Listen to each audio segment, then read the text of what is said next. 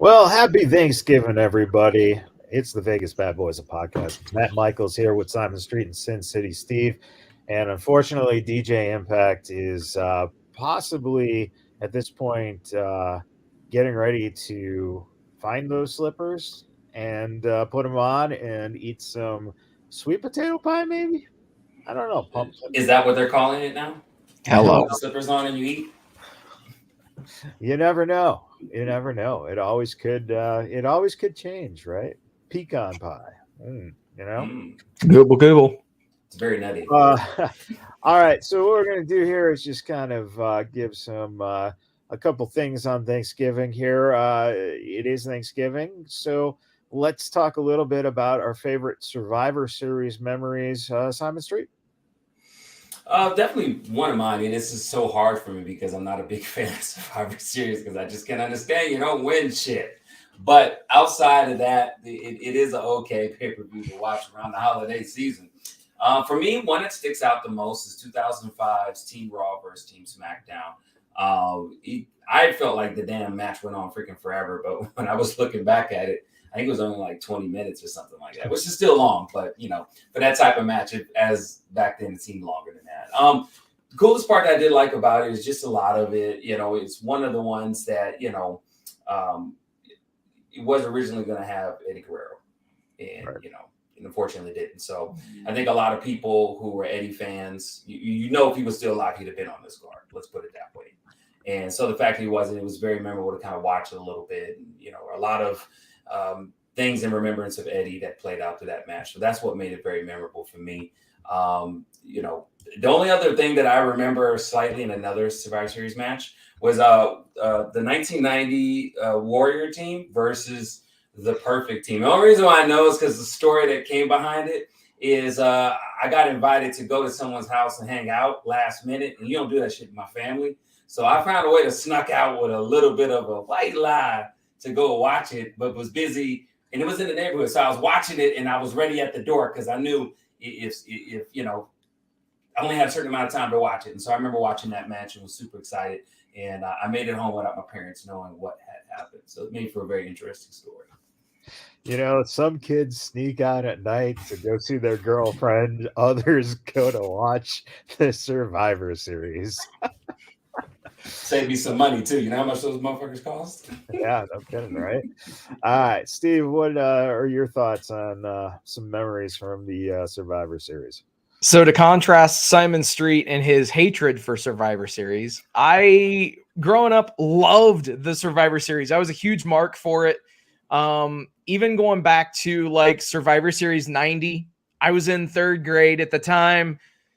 My birthday is in the first part of December, so you can see where this is going.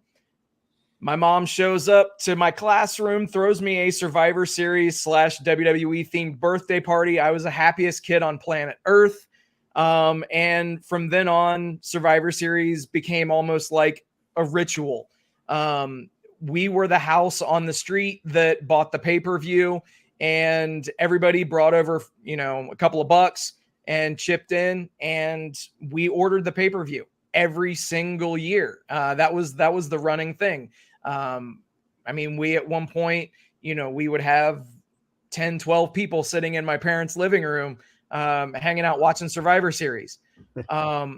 Also, we just passed a huge anniversary, guys.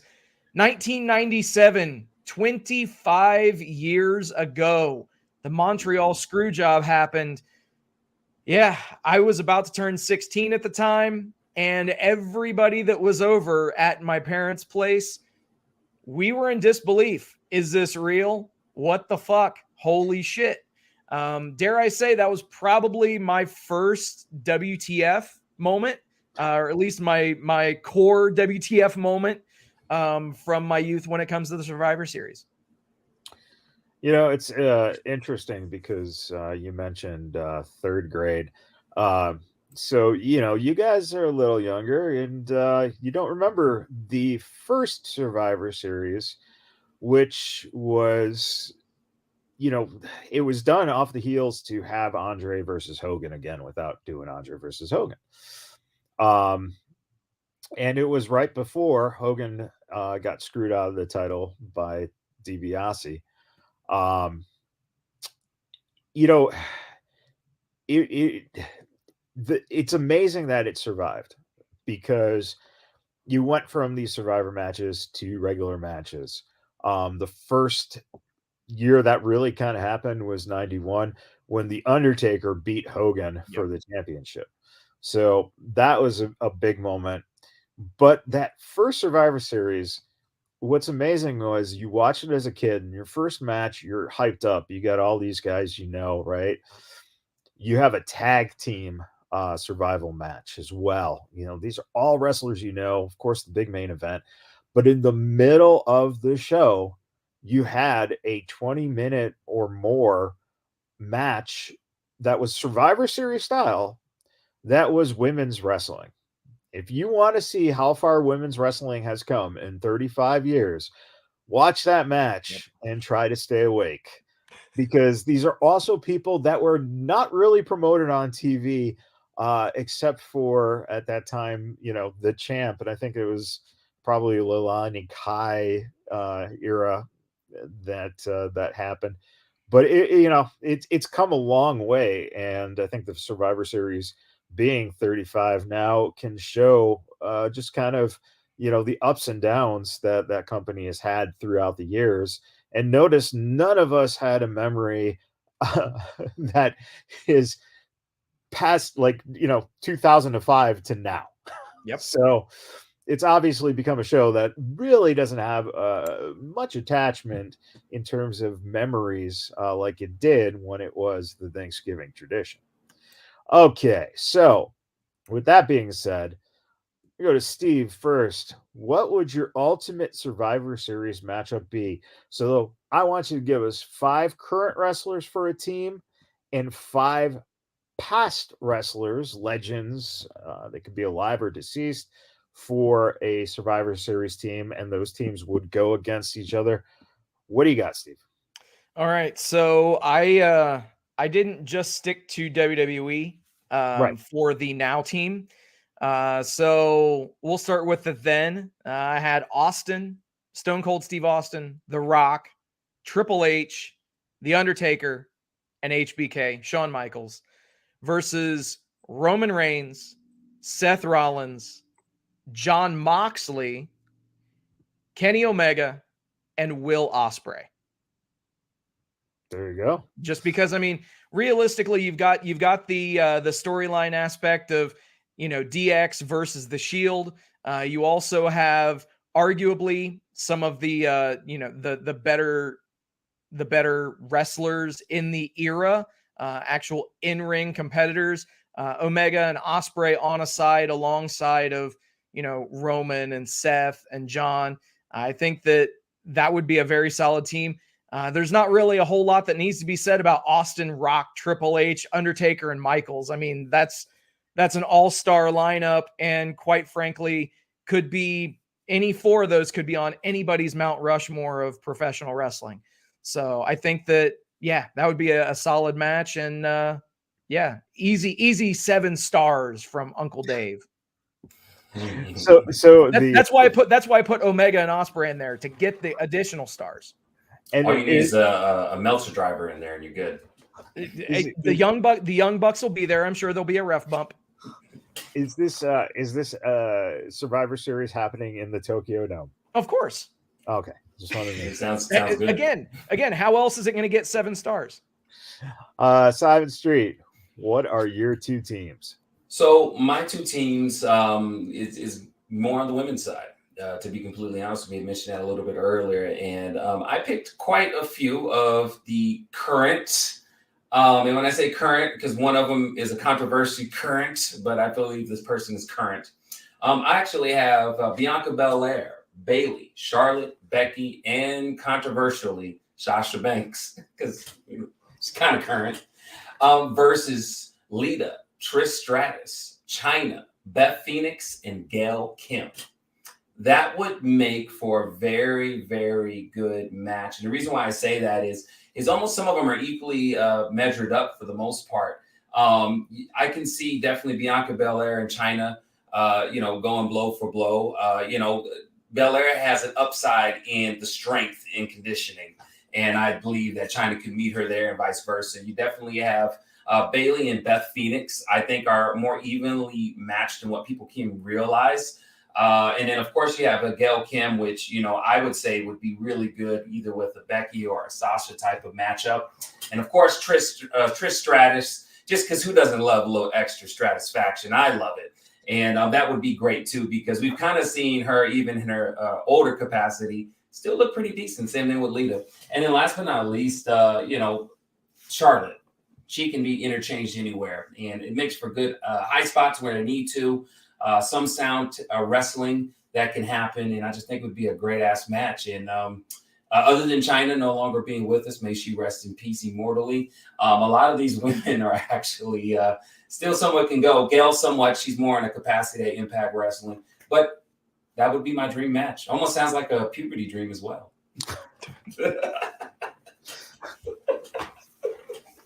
Yeah, well,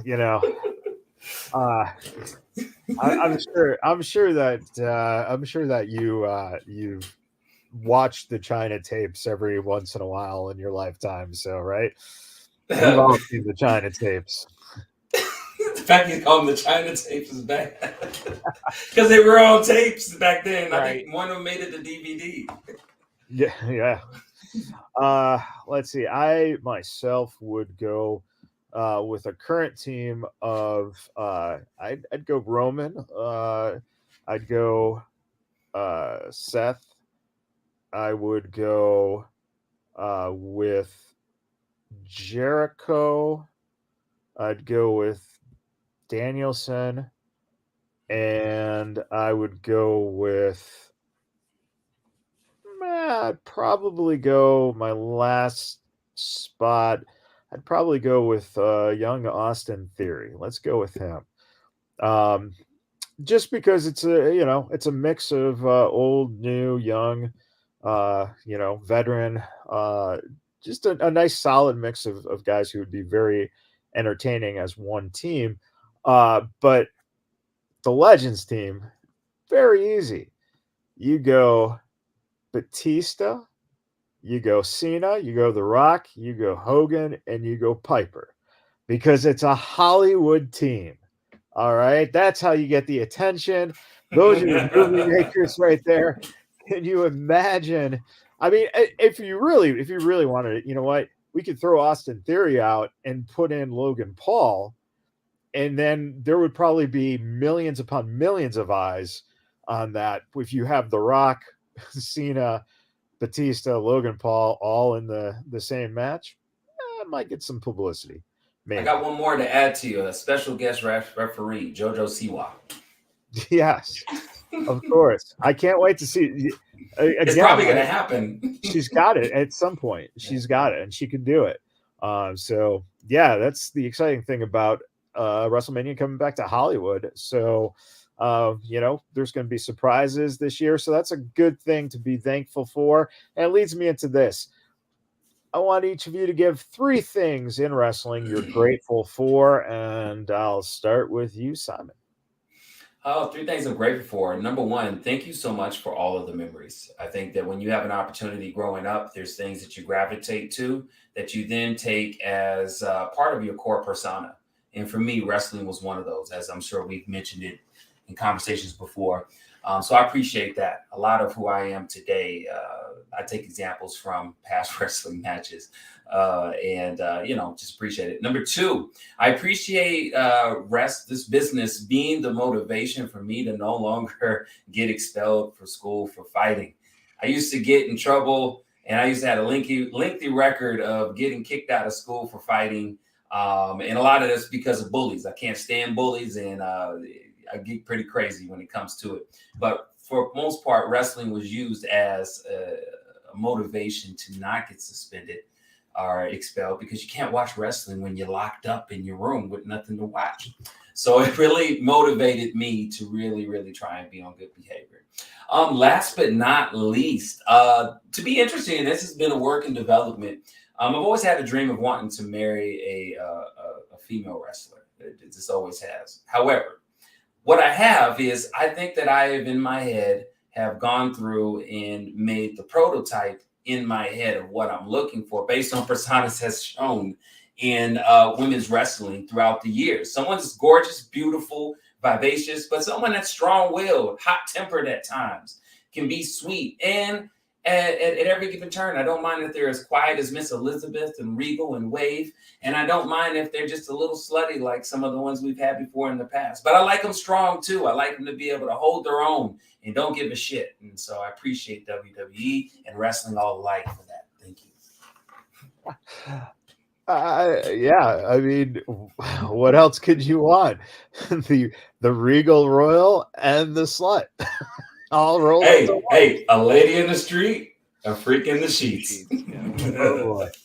All right, Steve, what are you thankful for? Honestly, I'm thankful for immersive storytelling, things that keep me engaged, guessing throughout all twists and turns, but don't insult my intelligence. Don't swerve me just to swerve me. Right now, I feel like as if we're progressing in more of a manner for that. And it also allows for the willing suspension of disbelief. Allow me to shut out the outside world and escape. Thankfully, AEW, and yes, now that the regime change has happened, WWE, they do a good job of that. So I'm thankful for that. Excuse me. Also, I genuinely want to say thank you to everybody who's ever laced up a pair of boots. I think that with us as fans, we're overly hypercritical of every little thing that happens in the ring.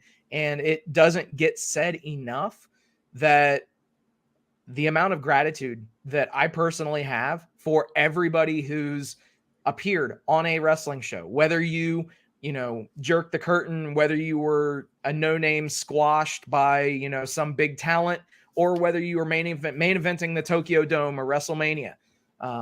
You are a piece to the puzzle. And thank you for everything that you've ever contributed to this business. And lastly, quite frankly, I am the most grateful for all of the connections and friendships that I've made as a result of being a fan of this business, from this podcast to you guys individually, to everybody listening, hearing my voice right now, watching us.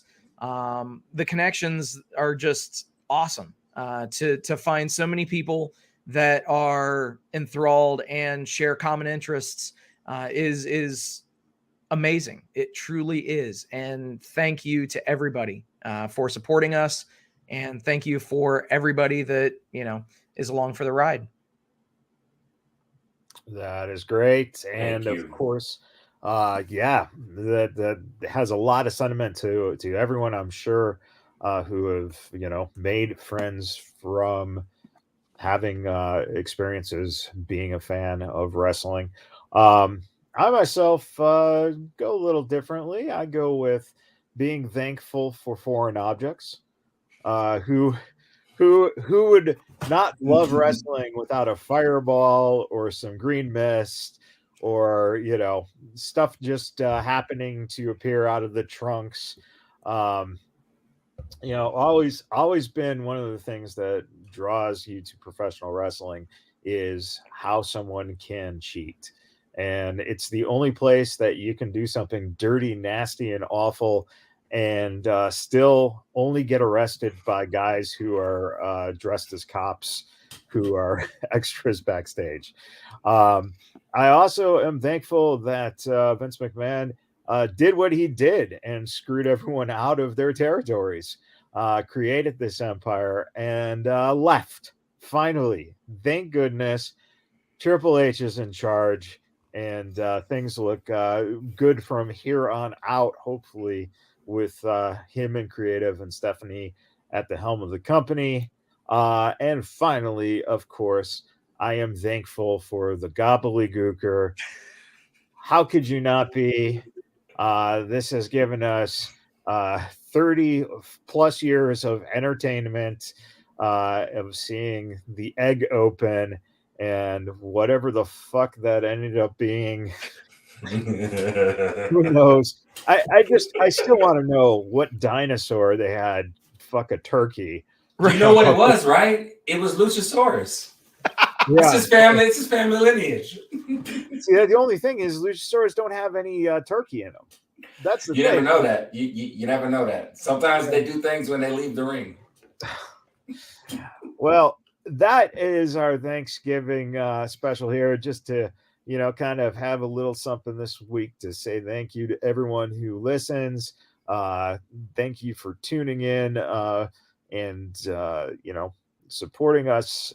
We are appreciative of that, and Thanksgiving is a traditions run really kind of dominate Thanksgiving. And so final tradition here, it's going to be a little game of fuck, marry, and kill. All right. Oh my gosh. So Simon Street, Sin City Steve, to both of you guys, fuck, marry, kill, turkey, mashed potatoes, and stuffing. So I would fuck stuffing because it's softer, so the impact won't be as resistant. And only because you said fuck. I'm just putting it out there. Marry, definitely would marry mashed potatoes, man. You can have mashed potatoes whenever the fuck you want. It's always gonna be there. It's gonna fill you up, warm you up, and it's dependable. Was it? And kill. What were the three options again? You said mashed potatoes, stuffing, and what? Turkey. I don't know, man. Well, you know what? I kill the shit out of some goddamn turkey, man. Because when brother hungry and shit, I kill it. I kill it over and over and over and over again. Then I go next door and be all Dharma-like and shit and be like, girl, eat the sandwich, eat the sandwich. Nah, but yeah, kill turkey. All day. Shit's good. Steve, how about you? Who do you fuck? Who do you marry? And who do you kill? All I know is I'm gonna be fucking them mashed potatoes because I don't know what kind of stuffing you eat, Simon Street, but yeah, it probably wouldn't feel the best when you're fucking it. Give me the mashed potatoes, extra gravy on that. And then speaking of stuffing, let's just go ahead and kill stuffing. Get that out of here. I've never been a fan of it anyway. And get that wedding gown ready for that turkey, man. I'm down with turkey, whether it's fried, baked, over here at a casino buffet. Shit, I don't care what anyone says. Usually, if it's any decent buffet in Las Vegas, their turkey's on point. So, yeah, everybody loves to go up there and get their various cuts of meat, but always sleeping on the turkey. Nope. Turkey will put you to sleep, but don't sleep on the turkey. And this is the greatest thing about having three different people, because all of us actually have different choices, because I myself would I would kill the mashed potatoes, man, because there ain't going to be no mashed potatoes left around me, because I'm going to kill those things because mashed potatoes are so damn good. Plus, you get some gravy on that. Oof, hell yeah. Now, I would marry the stuffing, because stuffing is the kind of thing that you'd want to take home to your parents. Good choice. Yeah. But I'm going to fuck the turkey because it's the only thing that has a hole that you can deal with, right? I mean, come on, guys. Unless you get poked with a bone, but hey, you get in what you get. Get in where you fit in. And by the way, I don't know if the turkey's alive or dead. So, we'll see. Well, didn't Kane do the same thing? No, didn't Triple H do the same thing to one of Kane's dead girlfriend? Katie Vick. Yeah. Good old Katie Vick, man. Katie Vick reference on Thanksgiving. There you go. Gotta love it. Listen, I mean, her body at that time was mashed potatoes, and Triple H was stuffing her. So yep. Sure the heck was. That's horrible. We diehard wrestling fans when you automatically know when you bring up her what the fuck we was talking about. Yep. Yeah, I mean, there's only two things in wrestling that evoke these kind of things, and that is Katie Vick and giving birth to a hand. So, yeah, a black hand at that. Yeah, and a big black hand, and I guess the last one would be JR's head coming out of the ass. You know, when they did that thing with JR, and that was another one. So, I struck that from my memory until you just now brought that back. Thanks. yeah, no problem. Just anytime you hear him on commentary now, just think about that. Oh God. There you go. Well, you never know. It'll probably come full surface next time he's doing AEW. Just starts talking about it like it just happened. You're like, what the fuck you talking about, JR? Of course, Excalibur's going to agree with him. Yeah, That's very good sentiment, definitely. And getting right back to the match. Yeah, Excalibur is kind of a brown masker. Oh, jeez. So, on that note, everyone, thank you for tuning in, and we hope you have a wonderful Thanksgiving, and we'll see you guys next time. Happy wrestling, everybody. Enjoy Thanksgiving.